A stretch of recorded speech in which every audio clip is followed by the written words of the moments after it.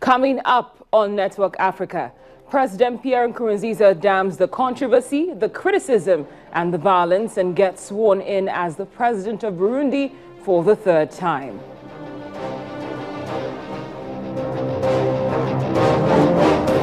Then bombs go off in a Cairo courthouse, leaving at least 29 people injured. The Islamic State claims responsibility, while critics say it's in retaliation for the newly signed anti-terror law. And later, the United Nations proposes an arms embargo, while President Salva Kiir continues to delay signing the peace deal, even though the proposed deadline has come and gone.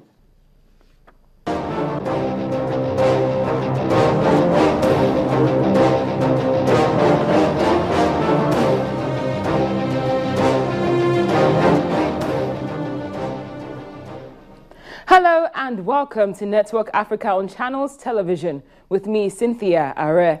Topping our news without surprise is President Pierre Nkurunziza.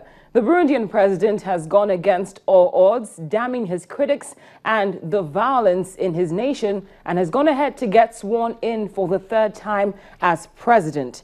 This move seems to have cancelled every possibility of the formation of a unity government with the opposition. Speaking of the opposition, the party insists that the elections were anything but credible and also the cause of this violence. This is the stance which the international community has also taken on the matter.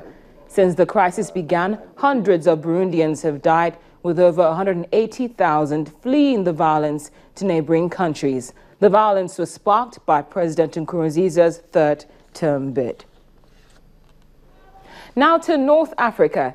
Egypt has come under attack again, and it's by none other than an affiliate of the Islamic State. In today's incident, 29 people were wounded when a bomb went off at a Cairo courthouse. Thankfully, no one died. A statement circulated on Twitter by supporters of the group Sinai Province said that the bomb was a reprisal for the execution of 6 of its members convicted of carrying out an attack north of the Egyptian capital last year. But critics also attribute the attack to the signing of the anti-terror bill into law that was done at the start of the week. Sinai Province has killed hundreds of soldiers and police since the military toppled President Mohamed Morsi of the Muslim Brotherhood back in 2013 after mass protests against his rule. Now, based on what critics are saying when they're attributing today's attack to the newly signed anti-terror bill, let's just give you an excerpt of what addresses terrorism in that newly signed law. Now, under the anti-terrorism law, trials for suspected militants will be fast-tracked through special courts, and financing terrorist groups will also carry a penalty of life in prison with a minimum of 25 years behind bars. Well, for more on this blast, we go live to Cairo, where the Voice of America's Edward Iranian is standing by. Edward, thank you very much for joining us on Network Africa. Thank you for having me, Cynthia. It's a pleasure. Now, what more can you tell us about this incident?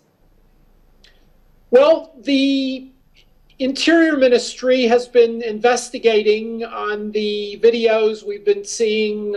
You have people combing through the rubble, combing through the crater, looking at what appears to be a motor from the vehicle which exploded.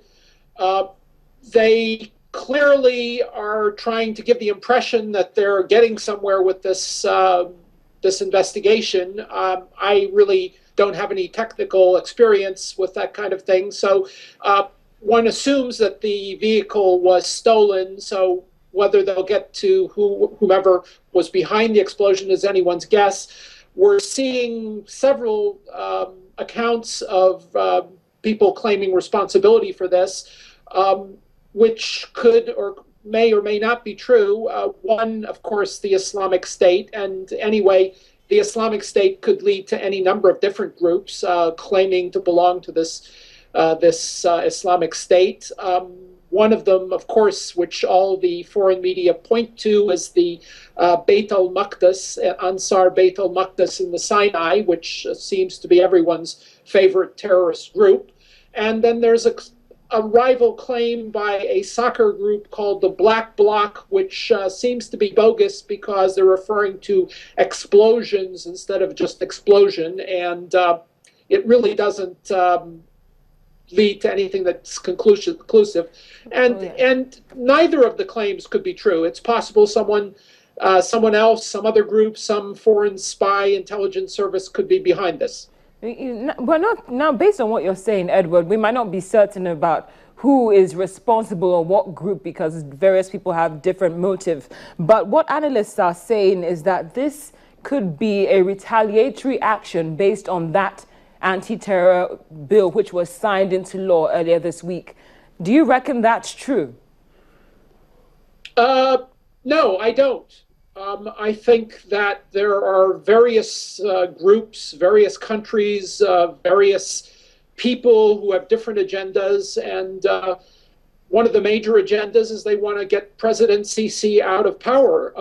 There are people who are actively trying to overthrow him, and I think that's just part of an ongoing attempt.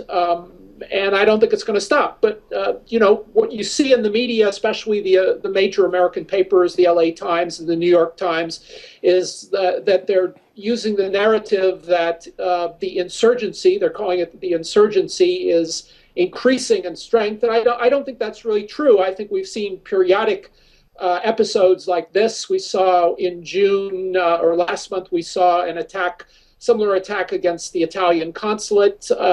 We saw the assassination of the former prosecutor, general prosecutor, in June. And then we saw a similar bombing to this one back in January of 2014 against the main security directorate here in Cairo. So I think this is just periodic, episodic, and I think it has its ups and downs. Reaching out to you when we get more on this. Thank you so much for updating us, Edward. We appreciate your time as always. My pleasure, Cynthia. The Voice of America's Edward Iranian reporting from Cairo in Egypt. Well, still to come on Network Africa. The United Nations proposes an arms embargo while President Salva Kiir continues to delay